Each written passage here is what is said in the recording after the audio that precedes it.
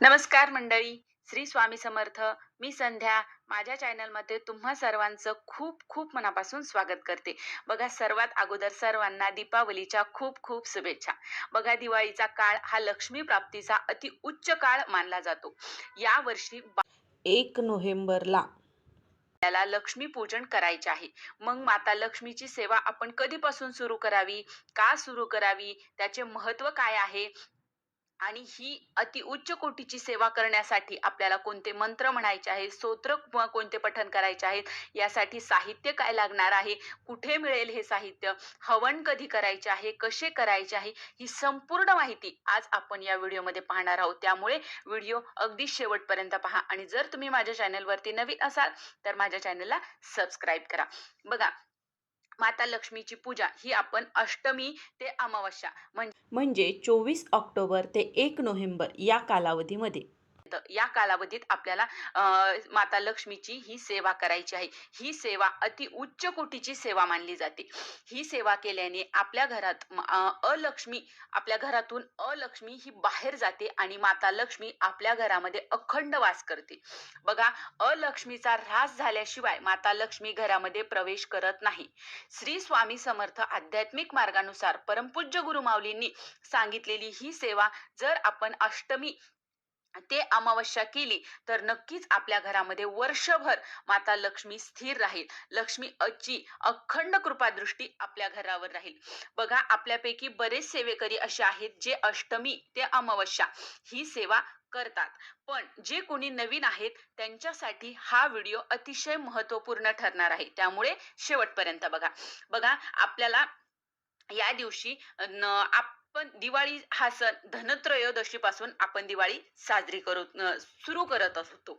पण दिवाळीची सुरुवात ही अष्टमीला सुरू होत असते. या दरम्यान या कालावधीमध्ये आपण जर काही सेवा केली तर आपल्या घरातून अलक्ष्मी जाऊन लक्ष्मी पूजनाला माता लक्ष्मी आपल्या घरामध्ये प्रवेश करत असते. आता अलक्ष्मी म्हणजे काय, तर ज्या घरामध्ये अस्वच्छता असते, आध्यात्मिक सेवा होत नाहीत, भांडण कटकटी होतात, ज्या घरामध्ये घरातील कुलस्त्रीचा अपमान होतो, तिला शिव्या श्राप दिले जातात, पितृदोष, वास्तुदोष, या गोष्टी ज्या ठिकाणी या गोष्टी घडतात त्या ठिकाणी अलक्ष्मी वास करत असते आणि माता लक्ष्मी त्या घरामध्ये कधीही प्रवेश करत नाही. आता बघा, ही जी अष्टमी ते अमावस्या म्हणजे 24 तारखेपासून ते 1 नोव्हेंबर पर्यंत जी सेवा करायची आहे, यासाठी आपल्याला साहित्य कुठनं काय काय लागणार आहे, कुठे मिळणार आहे हे साहित्य, हे जाणून घेऊया. बघा, यासाठी आपल्याला दिंडोरी प्रणीत श्री स्वामी समर्थ केंद्र जर तुमच्या जवळ असेल तर तिथे जाऊन तुम्हाला असा दीपावली संच घ्यायचा आहे. याची किंमत 101 रुपया आहे आणि यासाठी या आपल्याला सेवेसाठी लागणारं सर्व साहित्य या संचामध्ये, या बॉक्समध्ये दिलेलं आहे. तुम्हाला जर नाही हा बॉक्स मिळाला, जर तुमच्या जवळ केंद्र नाहीये, तुम्हाला जर हा बॉक्स नाही मिळाला, तर अशासाठी तुम्ही काय करायचं आहे, म्हणजे या सेवेसाठी सर्वात महत्वाच्या 3 गोष्टी लागणार आहेत. तर त्या 3 गोष्टी म्हणजे बघा, पहिली गोष्ट पिवळी मोहरी लागणार आहे, जी तुम्हाला जिथे आध्यात्मिक धार्मिक वस्तूंचं जे दुकान आहे त्या दुकानात तुम्हाला पिवळी मोहरी, कमळगट्ट्याचे 16 मणी आणि ही विभूती.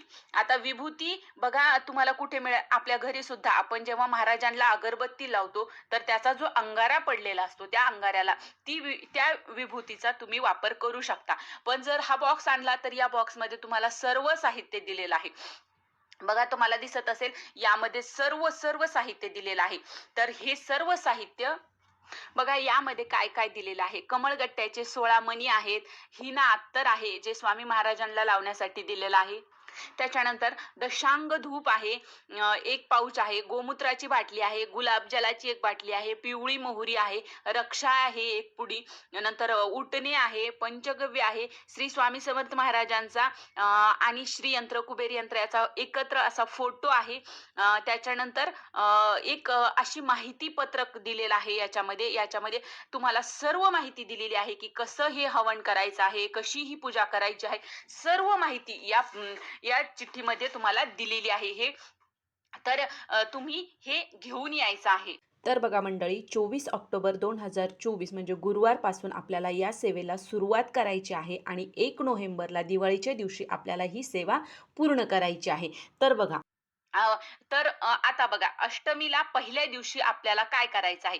पहिल्या दिवशी आपल्याला आपला जो कुलदेवतेचा टाक असेल तुमच्याकडे, तर त्या टाकावर घरातील स्त्रीने स्त्री सुक्त म्हणत आपल्याला अभिषेक करायचा आहे, पाण्यानेच अभिषेक करायचा आहे. जर तुमच्याकडे टाक नसेल तर तुम्ही मूर्ती घेऊ शकता किंवा फोटोवरही तुम्ही फक्त अभिषेक करता येणार नाही, फोटोवर तुम्हाला फक्त पूजा सेवा करता येणार आहे.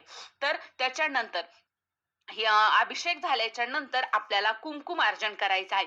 टाकावर आपल्याला कुंकुमार्जन करायचं आहे. त्यासाठी ओम ऐं ह्रीं क्लीं चामुंडाय विच्चे नमो नमः असा मंत्र आपल्याला 108 वेळा म्हणायचा आहे आणि आपल्याला टाकावर कुंकू व्हायचं आहे 108 वेळा. याच्यानंतर त्याचप्रमाणे आपल्याला नंतर श्री स्वामी समर्थ महाराजांची मूर्ती असेल तुमच्याकडे, तर त्याच्यावर पुरुष सूक्त स्त्री सूक्त म्हणत आपल्याला अभिषेक करायचा आहे. अभिषेक झाल्याच्या नंतर महाराजांना त्या बॉक्समध्ये दिलेला आहे ते अत्तर दररोज लावायचं आहे आणि आपल्या घरामध्ये असलेल्या टाकाला किंवा फोटो जरी असेल कुलदेवतेचा, तर त्याला सुद्धा आपल्याला अत्तर दररोज लावायचं आहे. या सेवेमधलीच ही सेवा आहे. आणि बघा, जर तुमच्याकडे मूर्ती नसेल महाराजांची, फोटो असेल, तर फक्त पाण्याने पुसून घेऊन तुम्ही श्रीसूक्त पुरुषसूक्त म्हणायचं आहे. त्यानंतर अष्टमीला दिवसभरात कधीही आपण बघा, या दिवसामध्ये आपण ही सेवा दिवसभरात कधीही तुम्ही ही सेवा करू शकता. त्याच्यानंतर आपल्याला दररोज अष्टमी ते 12 तारखेपर्यंत आपल्याला मुख्य दरवाजावर आपल्याला रांगोळी काढायच्या आहेत. बघा, रांगोळी कुठल्या कुठल्या काढायच्या आहेत. आपल्याला गायत्री पद्म काढायचं आहे, लक्ष्मी पद्म, गायीची पावले आणि लक्ष्मीची पावले. दररोज आपल्याला ही रांगोळी आपल्या दारामध्ये काढायची आहे आणि त्याच्यावर हळद कुंकू टाकायला विसरायचं नाही. आणखीन बघा, आणखीन एक सेवा म्हणजे दररोज आपल्याला अतिशय महत्वाची सेवा ही आहे. तर आपल्याला काय करायचं आहे, दररोज सायंकाळी बघा, ही जी आतापर्यंत जी सांगितली ती सेवा आपल्याला सकाळी करायची आहे आणि ही संध्याकाळची सेवा. संध्याकाळी आपल्याला काय करायचं आहे, सायंकाळी आपल्याला आपल्या घरामध्ये अष्टमीपासून 12 तारखेपर्यंत दररोज गोमूत्र शिंपडायचं आहे, देवाच्या जवळ बसायचं आहे.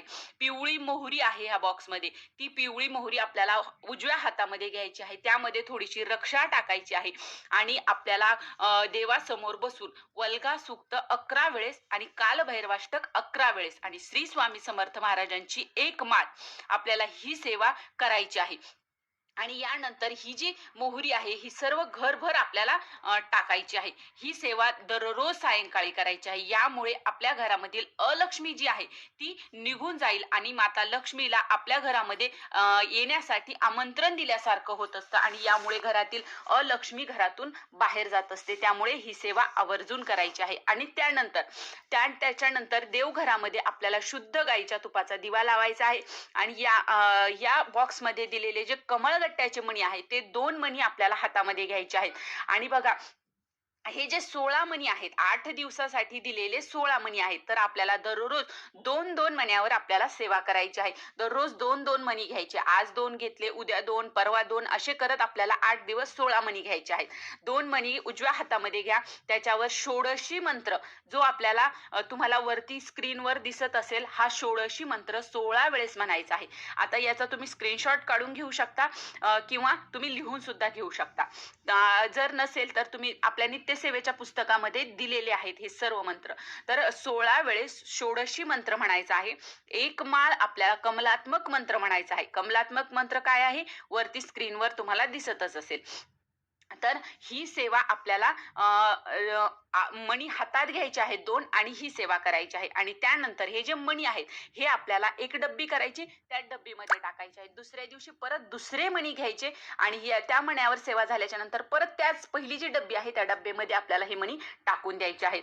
आणि ही सेवा, आणि बघा, 8 दिवस आपल्याला ही सेवा सायंकाळी करायची आहे आणि अमावस्येच्या दिवशी ही सेवा आपल्याला सकाळी करायची आहे.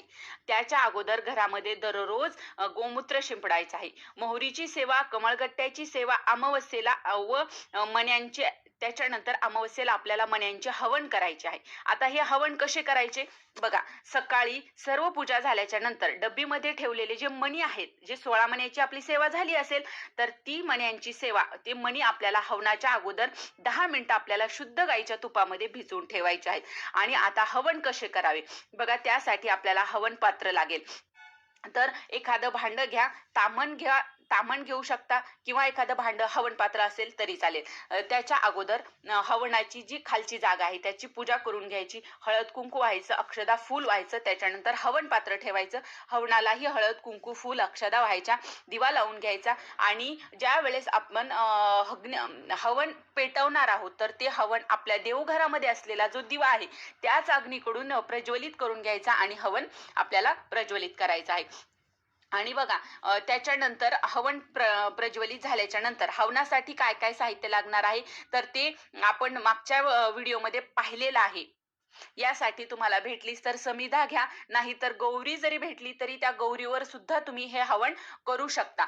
गौरी एखाद्या भांड्यामध्ये ठेवायची, त्याच्यावर थोडंसं तूप टाकायचं, भीमसेनी कापूर टाकायचा आणि आपण हवन पेटवू शकतो. तर अशा प्रकारे हवन आपल्याला सुरू करायचं आहे. आता ज्या वेळेस आपण आहुती देणार आहोत तर त्यावेळेस आपल्याला तूप घ्यायचं आहे, शुद्ध गाईचं तूप घ्या. त्यानंतर त्याच्यावर आपल्याला श्री स्वामी समर्थ 11 वेळा आपल्याला हा मंत्र म्हणत आपल्याला तूप व्हायचं आहे. म्हणजे कसं म्हणायचं बघा, श्री स्वामी समर्थ नमः स्वाहा असं म्हणायचं, तूप व्हायचं, श्री स्वामी समर्थ नमः स्वाहा, नंतर तूप व्हायचं.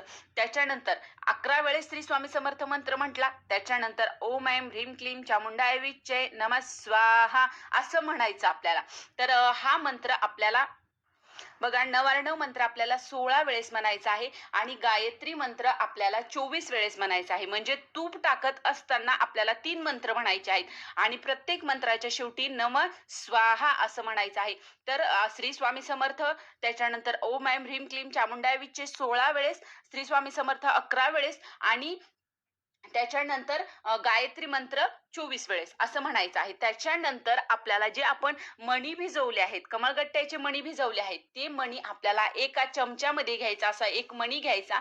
त्याच्यानंतर त्या मण्यावर आपल्याला कमलात्मक मंत्र म्हणायचा आहे. कमलात्मक मंत्र म्हणत म्हणत आपल्याला त्याच्यानंतर आपल्याला नमः स्वाहा म्हणायचा आणि तो मणी आपल्याला हवनामध्ये सोडायचा आहे. तर असं करत 16 वेळेस आपल्याला हा मंत्र म्हणायचा आहे.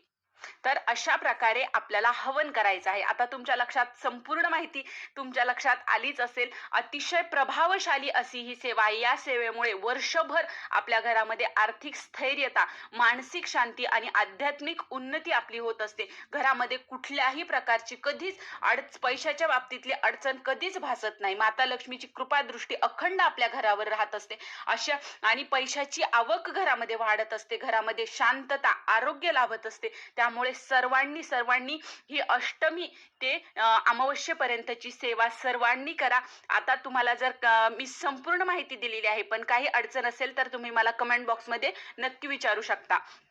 तर ही छोटीशी माहिती होती जी मला तुमच्यापर्यंत पोहोचवायची होती. तर कसा वाटला व्हिडिओ नक्की कमेंट करून सांगा. आणि जर हा व्हिडिओ आवडला असेल तर व्हिडिओला लाईक करा, जास्तीत जास्त लोकांपर्यंत हा व्हिडिओ शेअर करा, जेणेकरून त्यांनाही याचा फायदा होईल. आणि माझ्या चॅनलला सबस्क्राईब करा. श्री स्वामी समर्थ.